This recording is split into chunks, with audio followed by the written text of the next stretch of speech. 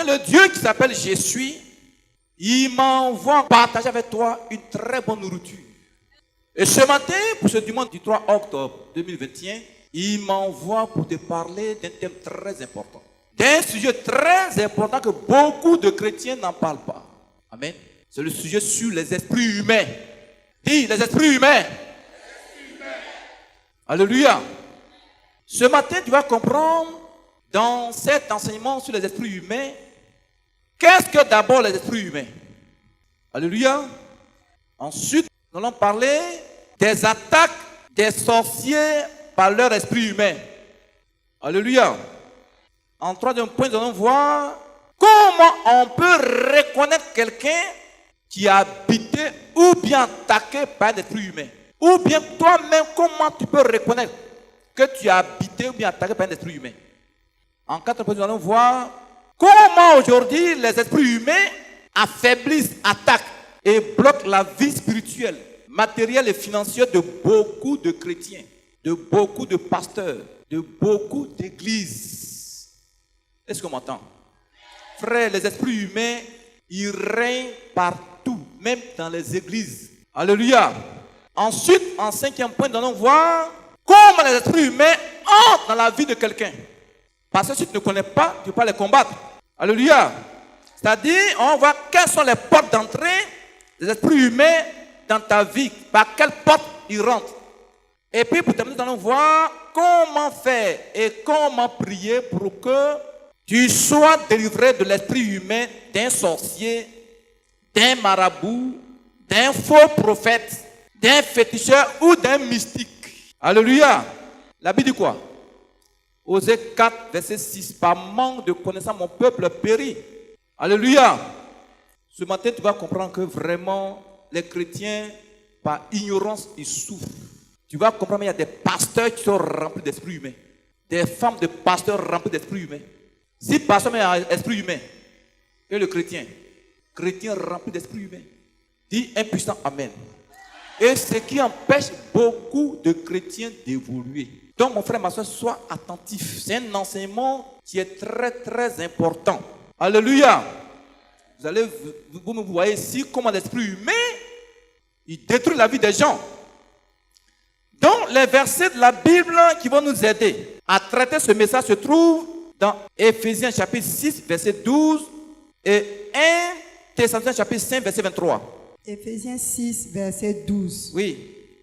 Car nous n'avons pas à lutter contre la chair et le sang, Oui. mais contre les dominations, Oui. contre les autorités, Oui. contre les princes de ce monde de ténèbres, contre les esprits méchants dans les lieux célestes.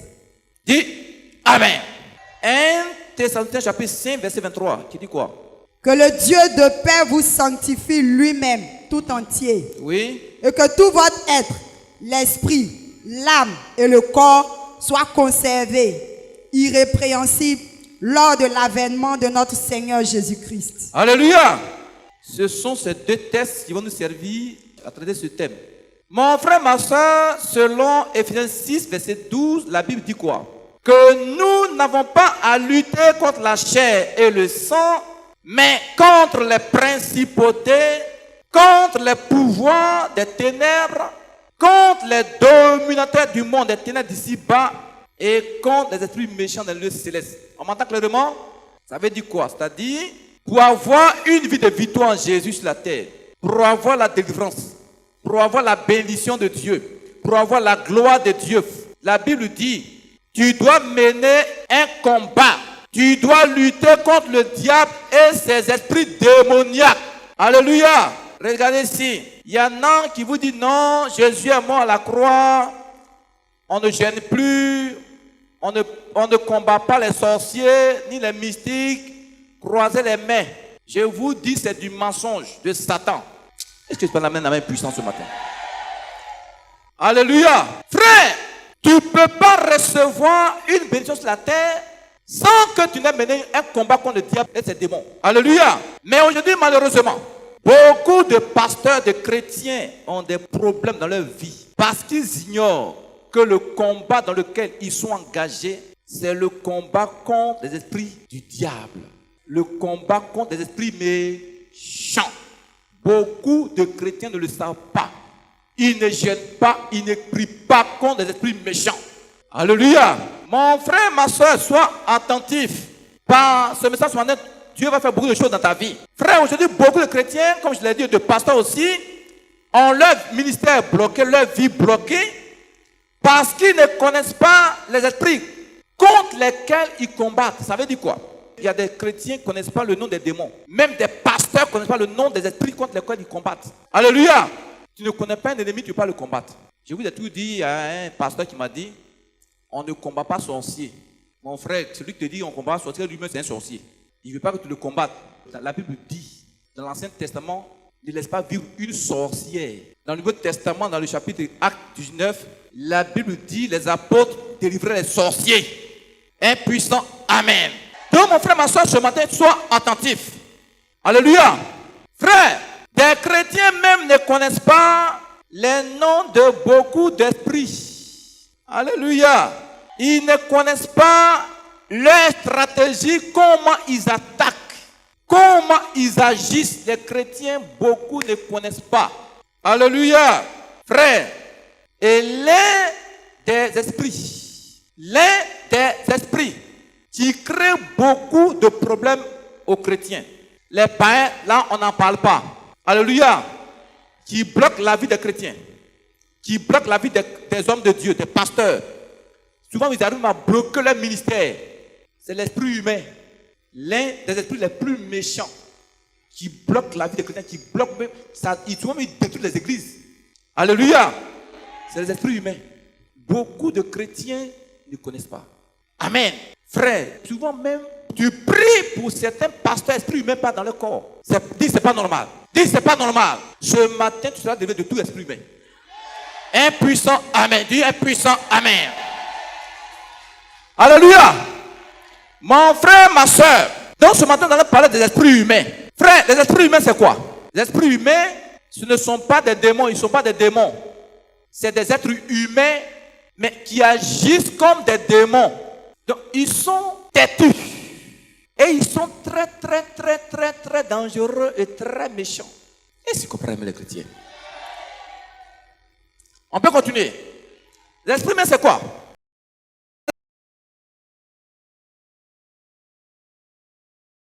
Pas de beaucoup de souffrances, de beaucoup de blocages, de maladies bizarres. Ils sont à la base des divisions dans les foyers. Ils sont à la base des divisions dans les familles, dans les églises, dans les fiançailles. Alléluia. Ils sont à la base des problèmes financiers dans la vie des gens. Est-ce que tu me suis? Tu vas comprendre que souvent tu combats mari de nuit comme mari de nuit. C'est quand tu gênes même mari de nuit là. C'est là qu'il vient coucher avec toi. Tu vas comprendre que la plupart des maris de nuit ne sont pas forcément des démons. Mais c'est un esprit, c'est l'esprit humain d'un sorcier dans ta famille ou bien dans ton quartier qui vient coucher la nuit avec toi. Mais je dis, hey! Donc ce matin, il sera consumé au nom de... Ça te fait bien déjà? On peut commencer?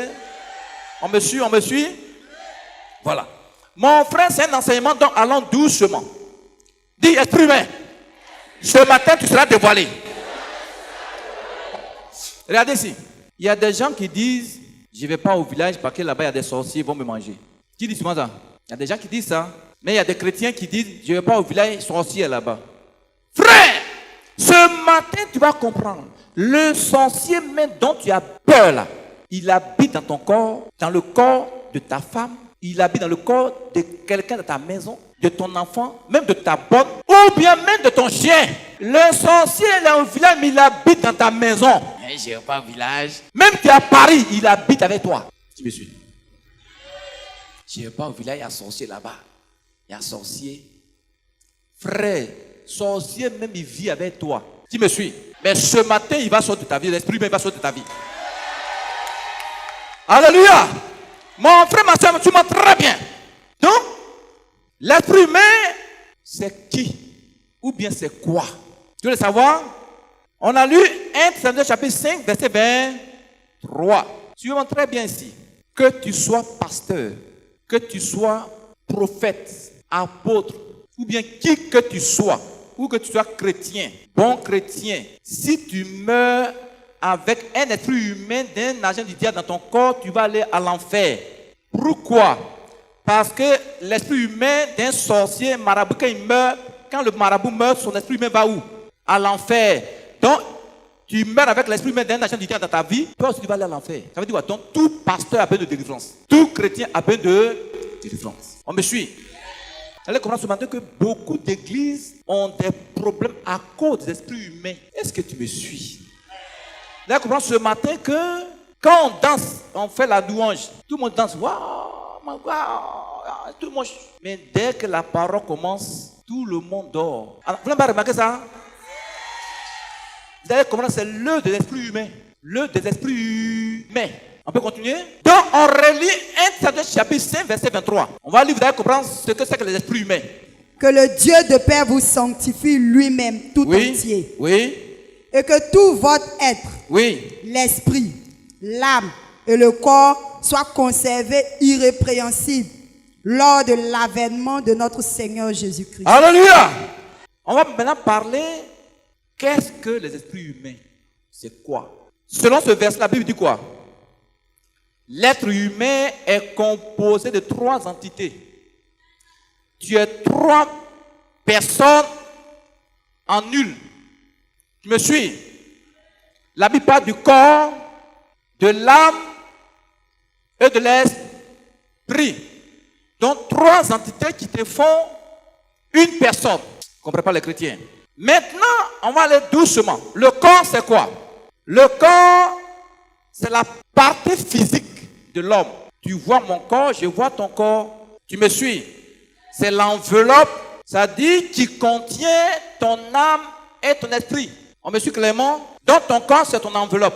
Maintenant, l'âme et l'esprit, c'est quoi? Même la plus vieille sorcière au village connaît la différence entre l'âme et l'esprit. Même il y a des pasteurs, des chrétiens qui ne connaissent pas la différence entre l'esprit et l'âme. Souvent même on les confond. Pourtant, il y a une grande différence entre les 2 entités. Tu me suis? L'âme, c'est quoi? L'âme, prenez vos Bibles. L'âme d'abord, regardez ici. Quand j'aime ma femme, c'est mon âme qui me permet de l'aimer. Quand j'ai des désirs, c'est l'âme qui en moi qui me permet d'avoir des désirs. Vous suivez? Quand tu as peur, c'est ton âme qui tressaillit en toi qui a peur. Vous suivez? L'âme, c'est quoi? Par exemple, quand tu es en joie, c'est ton âme qui se met en joie, qui te permet d'avoir la joie en toi. Regardez un peu. C'est pourquoi quelqu'un, quand son âme est capturée, il perd la joie. Tu as une volonté, non? C'est ton âme qui te permet d'avoir une volonté. Vous suivez? L'âme, c'est quoi? Selon la Bible. Prenez Lévitique chapitre 17, verset 11 d'abord. Lévitique 17, verset 11, il dit quoi? Car l'âme de la chair est dans le sang. Oui. Je vous l'ai donné sur l'autel. Oui. Afin qu'il servit d'expiation pour vos âmes. Alléluia.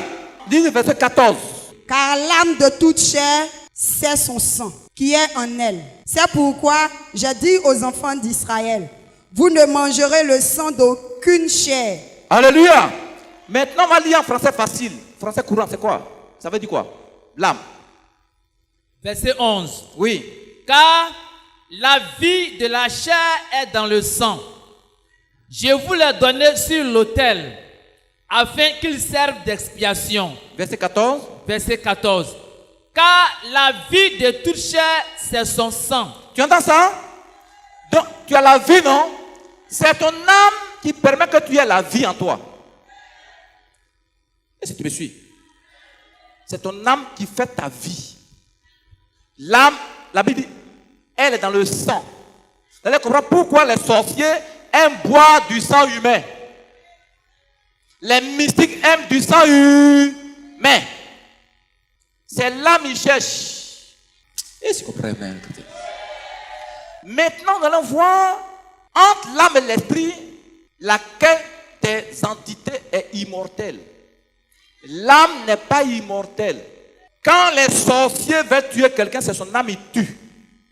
C'est son âme, ils prennent, ils transforment ça en un animal, en un poulet, bien un cabri, et puis ils le tuent et puis ils le mangent. L'esprit humain, selon la Bible, lui, il ne meurt pas.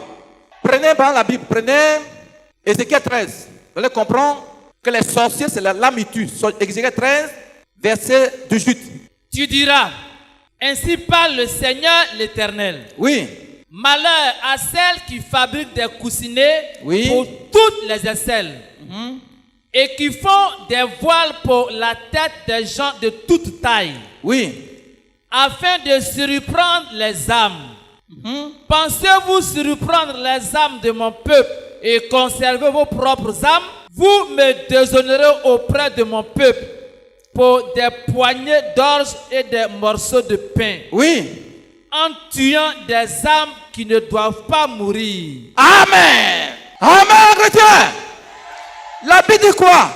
Les sorciers, ils ont un fils avec lequel ils font la chasse la nuit aux âmes. Les sorciers tuent l'âme. Est-ce que vous comprenez? Donc, quand ton âme est morte, tu meurs physiquement. Vous avez compris? Regardez ici. Quand quelqu'un est dans le coma, il respire, n'est-ce pas? Mais il n'est pas encore mort. Pourquoi? Parce que son âme est encore en lui. Selon Acte 20, verset 10. On va lire, ça veut dire comprendre. Mais Paul étant descendu, se pencha sur lui Oui. et le prit dans ses bras en disant, Il a dit quoi? ne vous troublez pas, Oui. car son âme est en lui. Voici un certain Éticus. Paul prêchait et puis il avait sommeil, il est tombé de la fenêtre. Donc les gens pensaient qu'il était mort, ils s'approchent, tout le monde s'approche. Et puis Paul l'a pris dans ses bras. Il dit aux gens, n'ayez pas peur, il n'est pas mort parce que son âme est encore en lui. Ça veut dire quoi? Regardez. Quand quelqu'un est dans le coma, il n'est pas encore mort. Mais c'est son esprit humain qui est sorti de son corps. Qui me suit? Qui me suit? Regardez, quand il y a un choc,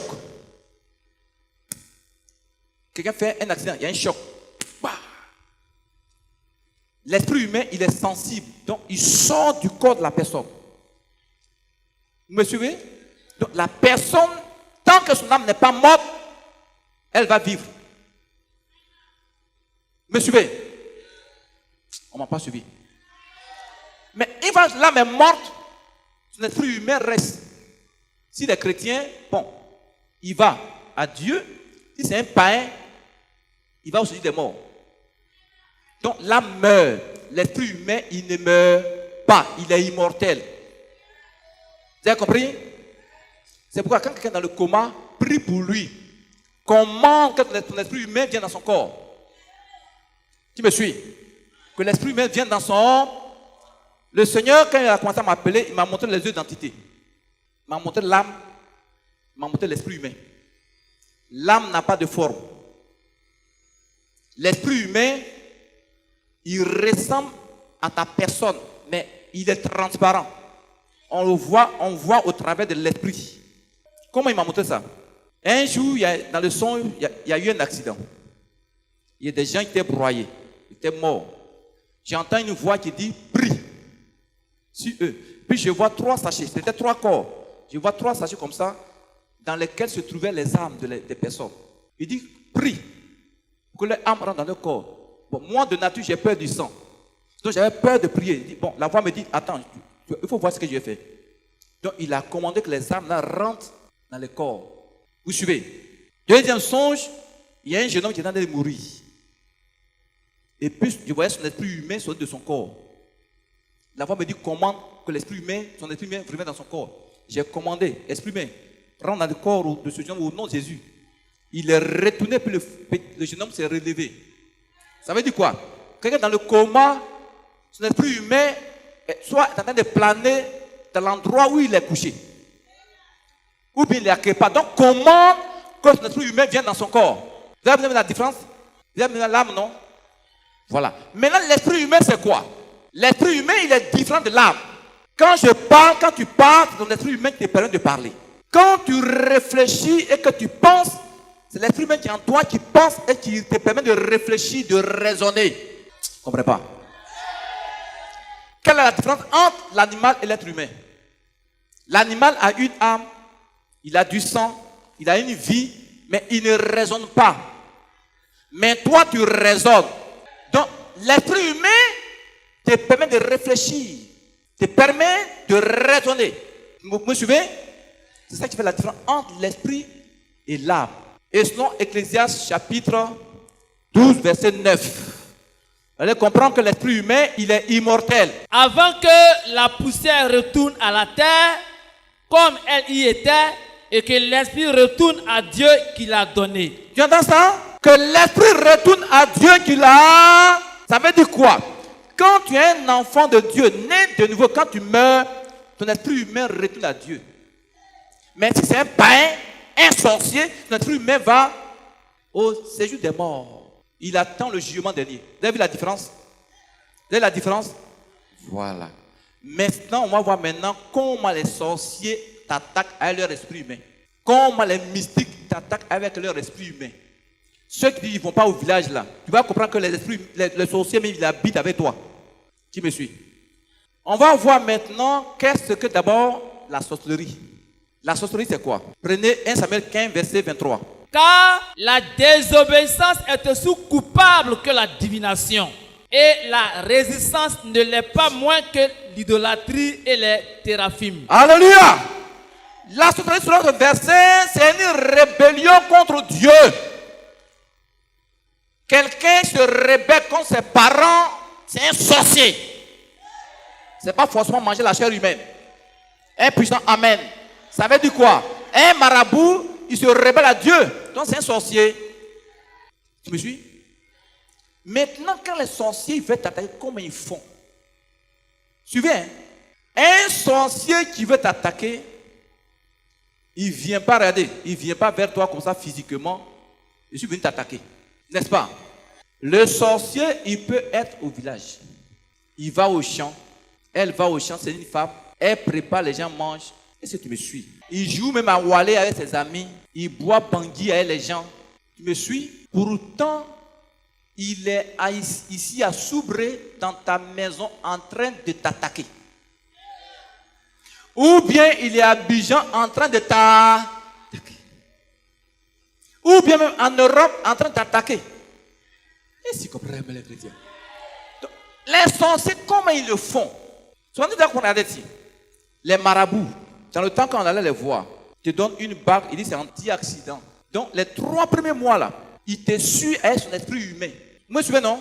C'est-à-dire, partout, il va créer maintenant, quand tu voyages, il va créer un accident par son esprit humain. Maintenant, de la voiture, accidentée, il va t'enlever en esprit. La voiture là va s'écraser. Tu sors, tu regardes ta bague, tu dis, ma bague est puissante. C'est par son esprit humain, il est venu te sauver. Mais il a beaucoup de clients.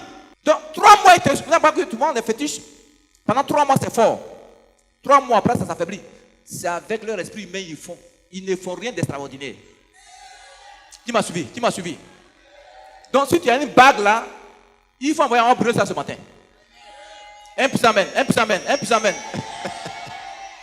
Tu me suis, non? Voilà. Donc, mon frère, les sorciers, c'est par la puissance de l'esprit humain, ils attaquent les gens. Amen. Par l'esprit humain, ils t'attaquent. Tu me suis? Mon frère, ma soeur, quand un parent ou une personne est habitée par un esprit de sorcellerie, qu'est-ce qu'il fait? Il sort de son corps et puis il va posséder ton corps.